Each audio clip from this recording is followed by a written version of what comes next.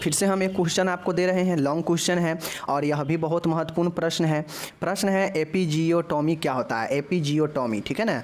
इसी को हम लोग मूलाधारी जो है छेदन कहते हैं, ठीक है। इसके उद्देश्य, संकेत, प्रकार, प्रक्रिया, देखभाल, जटिलता सब बताना है। तो इतना आपको एग्जाम में नहीं पूछेगा।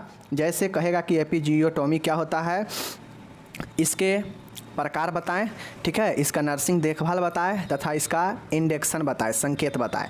इतना पूछेगा 10 नंबर में, ठीक है ना। पूछने के लिए इसमें से कोई भी 2-3 पूछ सकता है एपिजियोटोमी के साथ। तो आप लोग देखिएगा।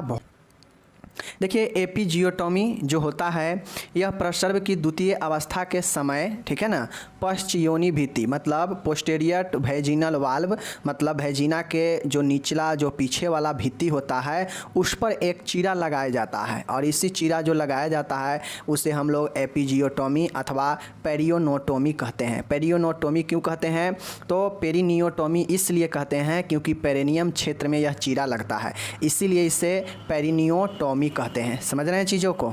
चलिए, इसका उद्देश्य होता है कि शिशु जन्म के समय निकासी द्वार को चौड़ा विस्तारित करना, ठीक है, विस्तारित करना होता है ताकि जन्म की प्रक्रिया को सरल बनाया जा सके। अब आपके सामने मैं बता दूं कि ये जो हम पढ़े हैं इसको फिगर में समझ लीजिए। फिगर क्या कहता है माय डियर, ये आपका इस प्रकार से एक फीमेल का ऑर्गेन है, ठीक है, फीमेल का जीनेटियल ऑर्गेन है। मानिए यह वाला भाग जो है योनि का है, ठीक है, वैजिना का है। अब इसमें से बच्चा जो है क्या हो रहा है, निकलता है, ठीक है, बच्चा निकलने का मुंह है। लेकिन मान गए बच्चा का सबसे पहले क्या निकलता है, हेड ही निकलता है, सर निकलता है। तो मान गए अगर बच्चा जो है बहुत ज़्यादा अच्छा है, बच्चा कंडीशन बहुत बढ़िया है और किसी फीमेल का मान गए यह द्वार जो है बच्चे के निकलने के लिए कम पड़ रहा है, तो ऐसे में जो प्रसव होगा, जो लेबर होगा, बहुत ज़्यादा दिक्कत कठिनाई वाला होगा, ठीक है। तो इसका जटिलता माँ को या बच्चे को किसी को हो सकता है। समझ गए। मान गए, ठीक है, मान गए कोई पाइप इतना पतला है, ठीक है, इतना मोटा है, ठीक है ना, हम इससे पानी इसके कैपेसिटी के हिसाब से ही निकालेंगे, पूरा फुल कर देंगे फिर भी निकाल देगा पानी को। लेकिन हम इसमें फुल से भी ज़्यादा किसी चीज़ को समाने का प्रयास इसमें करेंगे तो क्या यह आगे जो है जा पाएगा, नहीं जा पाएगा। तो उसी प्रकार से मान गए किसी किसी का होता ये है, किसी किसी के फीमेल में कि मान गए जो उसका जीनेटियल ऑर्गेन है, जो उसका जननांग है, जहाँ से बच्चा जो है जन्म लेता है, वह भाग जो है, वह द्वार जो है कम पड़ जाता है बच्चे को निकलने के लिए, जिससे होता यह है कि बच्चा जो है बहुत दिक्कत के सामना करने लगता है बाहर निकलने के लिए और बाहर जो है नहीं निकल पाता है। यह द्वितीय अवस्था में होता है, चूँकि बच्चा का जो सिर का जो निकासी होता है द्वितीय अवस्था में ही होता है, आप लोग पढ़े हैं। तो जब तक सिर बाहर नहीं आएगा तब तक बच्चा का जन्म कैसे संभव है।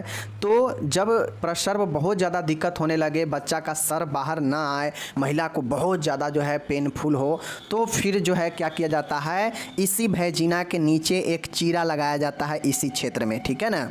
अब इसी क्षेत्र में चीरा लगाकर ये जो द्वार होता है इस द्वार को फैला दिया जाता है, विस्तारित कर दिया जाता है, चौड़ा कर दिया जाता है, जिससे जो बच्चा सकस गया है, मतलब एक मानिए कि सकसना मतलब जाम होना, जो मुंह पर आकर अटक गया है, वह चीरा लगाने के बाद जगह मिल जाता है और बच्चा फिर जो है आराम से बाहर निकल जाता है, ठीक है।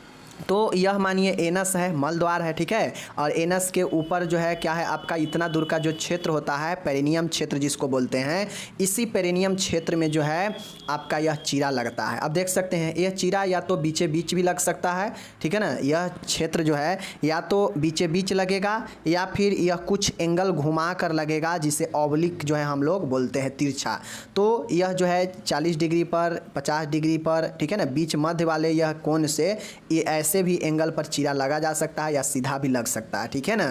तो इसी चीरा लगाने को हम लोग एपिजियोटोमी कहते हैं या फिर पेरिनियोटोमी कहते हैं, ठीक है। तो देख सकते हैं यह पूरा का पूरा क्षेत्र क्या है, वैजिना का है, ठीक है। यह बच्चा का यहाँ से हेड बाहर आता है, जब बच्चा जन्म लेता है तो यह हेड ऑफ बेबी है, ओके।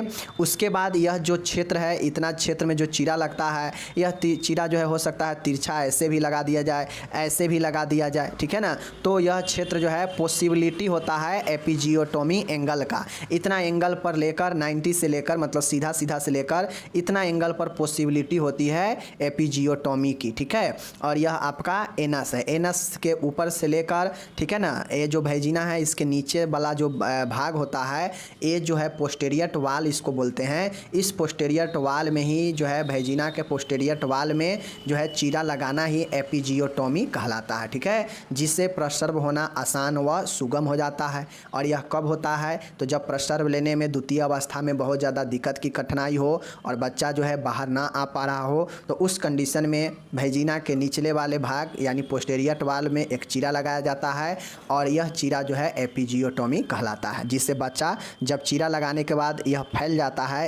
जाता है दोनों साइड से, तो बच्चा आराम से बाहर आ जाता है, ठीक है, हो गया, समझ गए। अब इसका आखिर यह सर्जरी करने का क्या जो है मकसद होता है, इसका क्या जो है उपयोग होता है, ठीक है, उद्देश्य इसका क्या होता है, किस उद्देश्य के साथ यह चीरा लगाया जाता है। तो माय डियर, शिशु की निकासी के लिए योनि छिद्र के आकार को बड़ा करना होता है। इसका उद्देश्य यही होता है कि शिशु का निकासी, ठीक है, बच्चे के निकलने के लिए उसको जो है योनि छिद्र को बड़ा किया जाता है, नीचे एक चीरा लगाकर बड़ा कर दिया जाता है जिससे बच्चा आराम से निकासी हो सके। इस उद्देश्य से यह किया जाता है पेरिनियल क्षेत्र की मांसपेशियों में क्षति होने से बचाने के लिए, ठीक है। तो इसका उद्देश्य यही है कि जो पेरिनियल क्षेत्र है, इस पेरिनियल क्षेत्र की जो मांसपेशी है इसमें क्षति होने से बचाने के लिए। अब कैसे क्षति हो जाएगा? तो देखिए यहाँ पे, जैसे मान गए बच्चा, महिला का जो है यूट्रस जोर लगाएगा, ठीक है, जोर लगाएगा, बच्चा जो है ये मुंह पे आ चुका होगा और ऐसे में बच्चा को अगर जगह नहीं मिलेगा, छोटा जगह पड़ेगा और बच्चा जो है निकलने में दिक्कत होगा और जो यूट्रस है चूँकि उसमें कंट्रैक्शन तो होते रहेगा, तो कंट्रैक्शन होने से दीवार पर ये जो मांसपेशी होगा पेरिनियम क्षेत्र का, इस पर ही धक्का देगा, बच्चा बाहर आने के लिए जोर लगाएगा, स्त्री भी जोर लगाती है, तो ऐसे में जोर लगाने से हो सकता है यह फट सकता है, ठीक है, क्योंकि पेरिनियम क्षेत्र का जो स्किन होता है पतला होता है, ठीक है। तो मान गए बच्चा अंदर बाहर आने के लिए धक्का जोर लगाएगा, तो जोर लगाएगा, मान गए आप यहाँ पे चीरा नहीं लगाएंगे तो बच्चा अगर प्रेस कस के बच्चा पर लगेगा, बच्चा बाहर की तरफ निकलने का प्रयास करेगा, तो क्या होगा कि यह जो पेरिनियम क्षेत्र का मांसपेशी है इसमें जो है दिक्कत आ सकता है फटने से, ठीक है। तो क्षतिग्रस्त होने से बचाने के लिए पहले ही चीरा लगा दिया जाता है। प्रसव को अवधि को कम करने के लिए, अगर मान गए बच्चा, अगर आप जो है महिला को कहेंगे जोर लगाइए, बच्चा को जो है नीचे की तरफ प्रेस कीजिए, जो है महिला करेगी लेकिन फिर भी जो है बच्चा नहीं निकल रहा है, तो इस कारण से जो है उसके क्या होगा, प्रसव में बहुत लंबा समय लग सकता है। तो इस अवधि को कम करने के लिए भी जो है पहले ही चीरा लगा देता है, तो बच्चा आराम से बाहर आ जाता है जगह फैली हो जाने से, ठीक है। तो यही हमारा इसका उद्देश्य होता है मेनली। तो मेनली 3 ही उद्देश्य है, छिद्र को बड़ा करना जिससे बच्चा आराम से निकल जाए, पेरिनियल क्षेत्र को मांसपेशी को कोई डैमेज होने से बचाने के लिए, प्रसव को अवधि को कम करने के लिए यह जो है किया जाता है, यह चीरा लगाया जाता है, ठीक है। संकेत, इंडिक्शन देख लीजिए। इंडिक्शन मतलब संकेत, संकेत का मतलब होता है प्रथम प्रसव, प्रीमिग्राविडा, ठीक है ना, प्राइमिग्राविडा, ठीक है ना, जो कहिए आप प्रीमिग्राविडा कहिए या प्राइमिग्राविडा कहिए, ठीक है, इसको प्रथम प्रसव बोला जाता है। प्रीमिग्राविडा को प्रथम प्रसव बोला जाता है, ठीक है। कोई स्त्री अगर प्रथम बार बच्चे को जन्म दे रही है तो उसे प्रथम प्रसव ही बोला जाता है, उसे प्रीमिग्राविडा बोलते हैं। और ख़ासकर जो प्रथम बार बच्चे को जन्म दे रही होती है उसको यह प्रॉब्लम ज़्यादा आता है, ठीक है ना। तो प्रीमिग्राविडा स्त्री के मूलाधार का कठोर नॉन इलास्टिक होना, ठीक है, मूलाधार का कठोर होना जो शिशु को नीचे खिसकने से रोकता है, यह एपिजियोटोमी का प्रमुख संकेत है। माय डियर, मान गए कोई जो है कोई फीमेल है और वह नए जो है अभी प्रथम बार ही बच्चे को जो है जन्म दे रही है, उसका वह जो है प्रथम गर्भ अवस्था है, तो ऐसे में वह प्रथम बार बच्चे को जन्म दे रही है तो उसको कोई एक्सपीरियंस नहीं होगा, उससे पहले उसका कोई बच्चा नहीं जो है हुआ है। तो जिस रास्ते से बच्चा आता है उस रास्ते में चूँकि उसका जो पेरिनियम क्षेत्र होता है मूलाधार वाला, जो अभी ऊपर बताए हैं, एनस से ऊपर और वैजिना से नीचे वाला जो दोनों के बीच में जो क्षेत्र है वह पेरिनियम क्षेत्र है।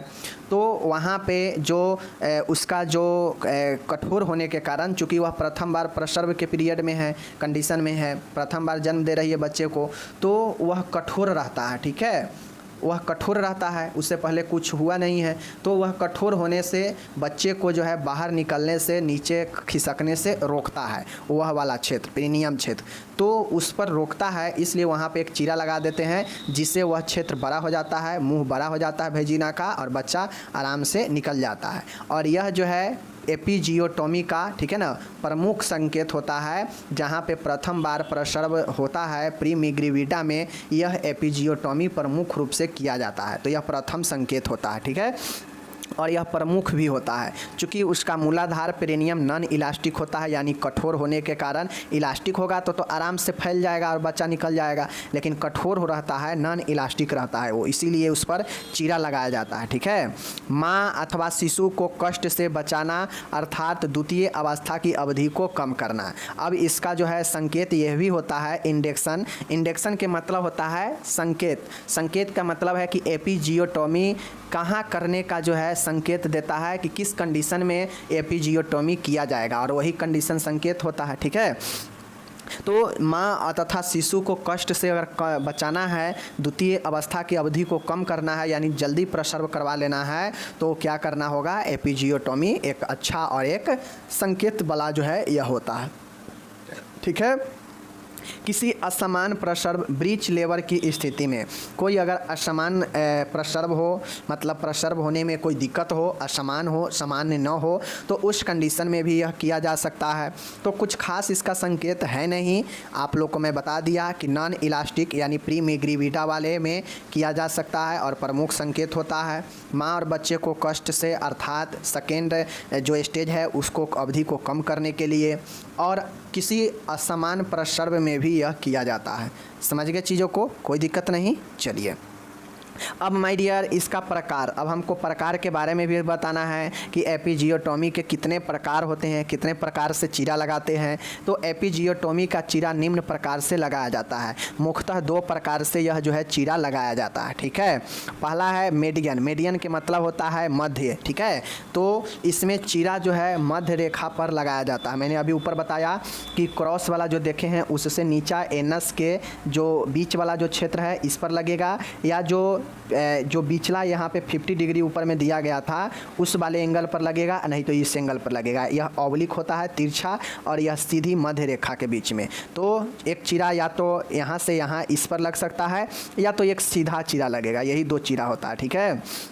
मीडियन एपिजियोटोमी, इसमें चीरा मध्य रेखा मीडियन लाइन पर लगाया जाता है, जो कि मीडियन लाइन ऊपर अभी देखे हैं, ठीक है। दूसरा है मेडियोलेटरल एपिजियोटोमी। मेडियोलेटरल एपिजियोटोमी का मतलब क्या होता है, देख लीजिए। इस चीरों को मुख्य रूप से प्रयोग में लाया जाता है। इस प्रकार की सर्जरी में चीरा जो है मध्य रेखा पर लगाना प्रारंभ करते हैं, फिर इसे मलाशय से दूर पार्श्व की ओर और फिर नीचे की ओर ले जाते हैं, ठीक है।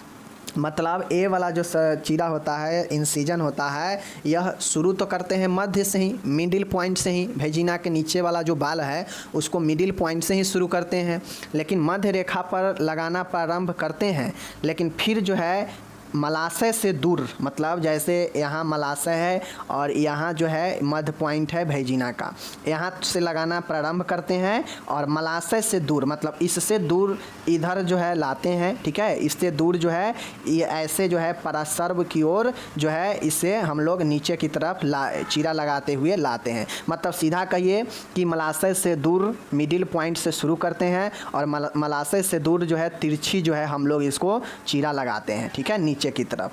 तो यही हमारा मेडियो, ठीक है ना, यही हमारा मेडियो लैटरल एपिजियोटोमी है। लैटरल के मतलब ये होता है पार्श्व, ठीक है। तो मेडियो लैटरल एपिजियोटोमी यही दो हो गया, ठीक है, कोई दिक्कत नहीं। आप फिगर में और भी देख सकते हैं, समझ सकते हैं। देख लीजिए, ये हो जाएगा अगर इस मिडिल पॉइंट से, यह एनस है, देख सकते हैं यह एनस है, तो यहाँ से ये डायरेक्ट अगर बीच में लगा देगा तो ये हो जाएगा मीडियन। लेकिन इस मिडिल पॉइंट से प्रारंभ करेगा, शुरू करेगा, ठीक है, लेकिन यह इस एनस से दूर, इससे दूर इधर, ठीक है, और नीचे की तरफ, मिडिल पॉइंट से नीचे की तरफ मलाशय से दूर तिरछा जो है चीरा लगाना ही आपका मेडियोलैटरल एपिजियोटोमी कहलाता है। ओके, चलिए ये हो गया, सब चीज़ बता दिए, यही 2 प्रकार से होता है, याद रखिएगा। अब हम इसका प्रक्रिया देखेंगे कि प्रोसेस इसका कैसे होता है। चूँकि यह एक सर्जिकल चीरा लगाना मतलब क्या, सर्जिकल प्रोसेस, तो यह एक सर्जिकल प्रोसेस होता है।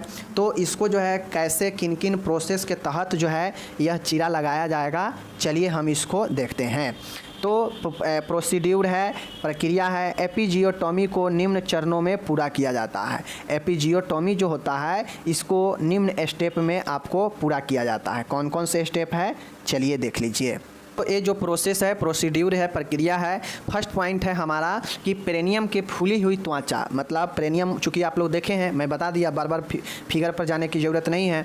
पेरेनियम जो फूल जाता है, जो मतलब जो वेजिना के नीचे वाला जो जगह है और एनस के जो ऊपर वाला जगह है, मतलब दोनों के बीच में, तो वह क्षेत्र फूल जाता है। फूलने से त्वचा जो है पतली हो जाती है। पतली होने से होता यह है कि उसका जो पेरेनियल क्षेत्र होता है उसे हम लोग एंटीसेप्टिक घोल के सहायता से बीज संक्रमित करते हैं। ठीक है, उसको क्या करेंगे, पहले चीरा लगाने से सबसे पहले हम उसको क्या करते हैं, एंटीसेप्टिक सॉल्यूशन से साफ़ करते हैं। और यह कॉमन बातें हैं, कोई भी चीज़ों को प्रोसीड्यूर करने से पहले उसको साफ़ कर लेते हैं। ठीक है, दूसरा पॉइंट है एपिजियोटॉमी करने से पूर्व रोगी को लोकल एनेस्थेसिया 1 पॉइंट का जाइलोकॉन या लिंगोकेन 10 ml त्वचा पर उपयोग की जाती है। ठीक है, अब हम लोग जानते हैं कि एनेस्थेसिया में जाइलोकेन होता है, लिंगोकेन होता है, यह जेल होता है। जेल को क्या किया जाता है कि जहाँ भी आपको कोई काम सुन्नपन उत्पन्न करना है वहाँ पे लगा देने से वहाँ का जो सेंसिटिविटी है वह समाप्त हो जाता है। ठीक है, आपको पता नहीं चलेगा अगर वहाँ पे कुछ भी किया जाए तो वहाँ पे एंटीसेप्टिक घोल से साफ़ करने के बाद लोकल एनेस्थेसिया अप्लाई करते हैं, जैसे जाइलोकॉन और लिंगोकेन। ठीक है, सेकेंड ईयर में आप लोग पढ़े हैं। तीसरा है, इसके बाद योनि में 2 उंगलियों को प्रवेश कराया जाता है तथा एपिजियोटॉमी वाले स्थान के दोनों तरफ सुई को, ठीक है ना, सुई को पेशियों में 4 से 5 सेंटीमीटर तक इंसर्ट करके एनेस्थेसिया का इनफिल्ट्रेशन किया जाता है। लोकल एनेस्थेसिया का प्रभाव 3 से 5-4 मिनट हो जाता है। अब माय डियर, जो तीसरा पॉइंट है, कहता है कि योनि के अंदर 2 उंगलियों को प्रवेश कराया जाता है, वेजिना के अंदर। ठीक है, तथा एपिजियोटॉमी वाले स्थान के दोनों तरफ सुई को, इंजेक्शन को पेशियों में 4 से 5 सेंटीमीटर तक इंसर्ट की जाती है। ठीक है, डाला जाता है। एनेस्थेसिया का फिल्ट्रेशन किया जाता है 4 से 5 सेंटीमीटर तक यह डालकर। अब फिल्ट्रेशन करने से होता यह है कि जो एनेस्थेसिया का प्रभाव होता है वह 3 से 4 मिनट में जो है यह प्रभाव होता है। ठीक है, तो ये तीसरा पॉइंट है कि प्रभाव को कम करने के लिए यह जो है किया जाता है। ठीक है, कम करने या बढ़ाने के लिए। चौथा है, एपिजियोटॉमी में चीरा लगाने के लिए विशेष एपिजियोटॉमी सीजर का उपयोग किया जाता है। अब पर्सनली एपिजियोटॉमी करने के लिए इसका एक अलग से सीजर आता है, कैंची जिसको बोलते हैं, तो वह पर्सनली एपिजियोटॉमी करने के, चीरा लगाने के लिए ही जो है सीजर वह उपयोग किया जाता है। चौथा पॉइंट। ठीक है, पांचवा है, कैंची को वेजिना भित्ति, मतलब वेजिनल वाल्व, ठीक है ना, योनि भित्ति के ऊपर रखा जाता है। वह चीरा जो है तीव्र गर्भाशय संकुचनों के मध्य लगाया जाता है, चूँकि संकुचन के मध्य पेरेनियल ऊतक खींचे हुए होते हैं। माय डियर, पांचवा ये कह रहा है कि ये जो चीरा लगाया जाता है कैंची के द्वारा लगाया जाता है। इसमें कैंची को चूँकि हम लोग देखे हैं कि मिडिल पॉइंट से हम लगाना शुरू करते हैं, चाहे हम बीच में लगाएं या तिरछा चीरा लगाएं, लेकिन शुरू कहाँ से करते हैं, मिडिल पॉइंट से ही। तो वहाँ से बीच से हम जो है कैंची भिराते हैं और वहाँ से शुरू करते हैं यह चीरा लगाना। ठीक है, तो पाँचवा पॉइंट ये हो गया। छठा प्रोसेस में है, चीरा लगाते समय शिशु के सिर को सुरक्षित रखने के लिए दूसरे हाथ की उंगलियों का प्रयोग किया जाता है। चूँकि शिशु का तो प्रेशर लगेगा ही लगेगा, उस पर यूट्रस जो है, यूटेराइन जो एक्शन होगा, गर्भाशय जो संकुचन होगा, वह शिशु पर दबाव डालेगा ही डालेगा बाहर धकेलने के लिए। तो शिशु को सिर को सुरक्षित करने के लिए एक हाथ से जो है उसे हम लोग देखते हैं और दूसरे हाथ से हम क्या करते हैं, दूसरे हाथ से जो है हम उसके जो है क्या करते हैं, चीरा लगाते हैं। ठीक है, तो उधर बच्चा के सिर को भी सुरक्षित करना है और इधर चीरा लगाना भी ज़रूरी है। 7वां है एपिजियोटॉमी के पश्चात शिशु के सिर व बाकी शरीर की डिलीवरी तुरंत की जाती है। अब जैसे ही चीरा लगा दिया जाए, वह चीरा मान गए सीधा लगाया गया होगा या तिरछा लगाया गया होगा। ठीक है, तो जो भी चीरा लगा हो, चीरा के तुरंत बाद जो है शिशु का डिलीवरी जो है सिर व बाकी शरीर को डिलीवरी तुरंत जो है की जाती है। ठीक है, कोई लेट नहीं किया जाता है। 8वां है यदि डिलीवरी में समय हो तो चीरे पर कॉटन पैड से प्रेशर देकर रक्तस्राव को कम किया जाता है। मान गए चीरे लगाने के बाद तो ब्लडिंग आने लगता है, अगर जल्दी से बच्चे का डिलीवरी नहीं होगा तो बहुत सारा ब्लड आ जाएगा। तो ऐसे में क्या किया जाता है कि अगर वह प्रसव लेबर में समय लगने वाला हो तो कॉटन पैड के सहायता से उस पर प्रेशर दे के हम रक्तस्राव को कम करते हैं। ठीक है, तो यह हमारा 8वां पॉइंट है। 9वां पॉइंट है शिशु के तुरंत बाहर निकलते ही ब्लीडिंग पॉइंट पर जहां तेज़ी से रक्त निकल रहा हो वहां पर स्मॉल आर्टरी फोर्सेप तथा टाइट गॉज प्लग कर देते हैं। अब जहां चीरा लगाया गया हो और वहां पे जहां पे ब्लीडिंग अगर ज़्यादा हो, उस ब्लीडिंग पॉइंट पर तेज़ी से अगर ब्लड निकल रहा हो तो वहां पे आर्टरी फोर्सेप्स कर देते हैं या टाइट जो है गॉज प्लग जो है हम लोग कर देते हैं, जिससे ब्लीडिंग आना बंद हो जाता है। ठीक है, 10वां है माय डियर शिशु के प्रसव व अपरा निष्कासन के बाद एपिजियोटॉमी की मरम्मत अथवा टाँके लगाए जाते हैं। अब ऐसा नहीं है कि शिशु जन्म ले लिया है तो उसे टाँके लगा दिया जाता है। अगर शिशु जन्म ले लिया है तो उसे हम लोग ब्लड रोकने के लिए गॉज प्लग लगाएंगे, कंप्रेस करते हैं। ठीक है, और ब्लड रुक गया है तो हम इंतज़ार करते हैं कि कब जो है अपरा का निष्कासन हो। चूँकि कंप्लीट डिलीवरी तब पूरा होता है जब अपरा प्लेसेंटा निकल जाता है बाहर, तभी जो है कंप्लीट डिलीवरी माना जाता है। तो अपरा निष्कासन में कुछ समय लगता है, तो यह निकल जाने के बाद ही एपिजियोटॉमी का मरम्मत चीरा जो लगा है उस पर टाँके लगाए जाते हैं। 11 है यदि आवश्यक हो तो टाँके लगाने से पूर्व लोकल एनेस्थेसिया दोबारा जो है दिया जा सकता है। अब मान गए समय लग गया है अपरा निकलने में, तो जो लोकल एनेस्थेसिया का प्रभाव जो 4 से 5 मिनट का था वो तो ख़त्म हो जाएगा, तो उससे ज़रूरी पड़ने पर दोबारा से हम एनेस्थेसिया का इस्तेमाल जो है टाँके लगाने में कर सकते हैं। ठीक है, 12 नंबर का है माय डियर, देखिएगा एपिजियोटॉमी में टाँके निम्न चरणों में लगाए जाते हैं। और जब एपिजियोटॉमी हो जाता है तो उसमें जो टाँके होते हैं वह निम्न तरीके से लगाते हैं। योनि म्यूकोसा में, ठीक है, सबसे पहले वेजिनल म्यूकोसा में यह टाँका लगाया जाता है, समझ गए। उसके बाद पेरेनियल मसल्स अधस्वत्वचीय ऊतक में, मूलाधारीय मांसपेशी में, ठीक है ना, अधस्वत्वचीय में टाँका पेरेनियल मसल्स में लगाया जाता है जहाँ पे चीरा लगा हो। एगो टाँका कहाँ लगेगा, वेजिनल म्यूकोसा में ही, यानी ऊपर ही योनि के म्यूकोसा में ही लगाया जाता है। दूसरा टाँका लगाया जाएगा पेरेनियल मसल्स में, जो कि वेजिनल से नीचे वाला होगा क्षेत्र। ठीक है, तो ये जो है इस टाइप से आपको जो है यह टाँका लगाए जाते हैं, इसको ध्यान में रखिएगा। ओके, 13 नंबर का पॉइंट है टाँकों के लिए क्रोमिक कैटगट सेचुअर्स का प्रयोग किया जाता है। ठीक है, टाँके लगाने के लिए बहुत सारे सेचुअर्स अलग अलग होते हैं जिसको हम लोग धागे बोलते हैं सेचुअर्स को, ठीक है ना, तो उसके लिए हम लोग क्रोमिक कैटगट सेचुअर्स का प्रयोग करते हैं। ठीक है, सूचर्स है, ए सूचर्स होता है, समझ गए ना। 14 है एपिजियोटॉमी के लिए ऑपरेशन थिएटर में पर्याप्त रोशनी का प्रबंध होनी चाहिए। ठीक है, एपिजियोटॉमी के लिए ये सब पहले भी लिख सकते हैं। वेजिनल को स्टरलाइट कॉटन पैड से साफ करना चाहिए, रक्तस्राव बंद होना चाहिए, वह वेजिनल होल तंग होने का निरीक्षण करना चाहिए। ठीक है ना। नेक्स्ट है 16 नंबर, एपिजियोटॉमी एक कुशल व प्रशिक्षित मिडवाइफ द्वारा ही किया जाना चाहिए या एक अच्छे मिडवाइफ और गायनिकोलॉजी जो डॉक्टर होते हैं उनके द्वारा ही किया जाना चाहिए। ठीक है, तो ये आपका प्रोसेस होता है, प्रोसेस कोई ख़ास नहीं है। अब मानिए किसी को हमें पेरिनियल क्षेत्र में चीरा लगाना है वेजिनल से होते हुए नीचे तक, तो उसको हम कैसे कैसे पॉइंट बाय पॉइंट किस प्रोसेस के स्टेप के बाद कौन से स्टेप करेंगे, तो उसको तो आसान है, पहले साफ़ करेंगे। ठीक है, साफ़ करने के बाद जो है उसके त्वचा जो है बहुत पतला होता है, तो उसके लिए हम लोग क्या करेंगे कि ऊपर से जो है मतलब ऐसे पॉइंट बाय पॉइंट मैंने आपको जैसे पॉइंट बाय पॉइंट बताया है वैसे ही आपको लिखना है। कहाँ तक मैं बता देता हूँ।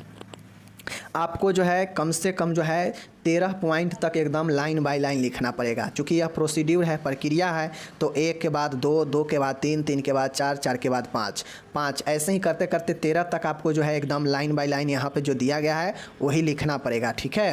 क्योंकि किसके बाद कौन से होगा इस प्रोसेस में उसको तो आपको लिखना ना पड़ेगा। डायरेक्ट आप साफ करने के बाद जो है डायरेक्ट उसमें टाका थोड़ी ना करने लगेंगे, तो ये चीज़ होता है। तो आपको 13 तक जो है कम से कम लाइन बाय लाइन लिखना पड़ेगा। बाकी ये रह गई बात 14 है, 14 से, तो 14 से जो पॉइंट इधर लिखा गया है 16 तक, इस सब को चाहते हैं तो आप 1 नंबर में भी लिख सकते हैं, 2 नंबर और 3 नंबर करके भी इसको लिख सकते हैं। मतलब इसको सबसे ऊपर भी लिख सकते हैं और सीरियल उसी अनुसार करिएगा, या 13 तक लिखने के बाद 14, 15, 16 तक इसको आप कर सकते हैं, ठीक है। तो ये चीज़ होता है, समझ गए। रही बात इसके देखभाल की, तो सर्जरी के बाद इसको देखभाल क्या क्या होगा। घाव की नियमित सफाई और ड्रेसिंग करनी चाहिए। रोगी को पूर्ण रूप से आराम दिलानी चाहिए। दर्द की स्थिति में 2-3 दिनों तक दर्दनाशक दवाइयाँ देनी चाहिए। एपिजियोटॉमी के टाँके स्वतः ही घुल जाते हैं, इन्हें कटवाने की आवश्यकता नहीं होती है, ठीक है। 5वां है संक्रमण से बचाव के लिए चिकित्सक जो है आदेशानुसार उचित एंटीबायोटिक देनी चाहिए। घाव को सूखा रहने के लिए सलाह देनी चाहिए। चूँकि यह सेंसिटिविटी क्षेत्र होता है तो यहाँ पे बहुत सारा यूरिन वगैरह भी लग सकता है, तो उससे बचने के लिए सलाह देनी चाहिए। साफ़ सफाई का ध्यान रखनी चाहिए, उचित पोषण देनी चाहिए। तो आप अपने दिमाग से और सारे चीज़ लिख सकते हैं सर्जरी के बाद क्या क्या होता है। रही बात कॉम्प्लिकेशन की, तो अगर कोई इस सर्जरी करवाता है या किसी को सर्जरी होने के बाद जो है लेबर होता है, प्रसव होता है, तो उसमें क्या क्या जटिलते आ सकते हैं। तो जो भलवा होता है, भग होता है, उसमें सूजन हो सकते हैं। विस्तृत चीरा लगना, मतलब जो है चीरा थोड़ा सा लगाने के चक्कर में ज़्यादा चीरा लग जा सकता है, ठीक है। भलवा के आंतरिक से ब्लीडिंग हो सकते हैं। संक्रमण हो सकते हैं, चूँकि यह जननांग एरिया होता है और यहाँ पे गंदगी का जो है बहुत ज़्यादा संभावना रहता है, तो संक्रमण होना भी यहाँ पे आम बात होता है। और मूलाधारीय फटन, एपिजियोटॉमी से मूलाधारीय फटन मतलब फट सकता है, जो कि ऊपर बताए हैं। तो यह सब एपिजियोटॉमी का कुछ जटिलता है, तो इसको आप लोग दिमाग में डाल लीजिएगा कि एपिजियोटॉमी करने के बाद क्या क्या कॉम्प्लिकेशन आ सकते हैं, ठीक है। चलिए मिलेंगे अगले वीडियो में, आप अपना ख्याल रखिएगा।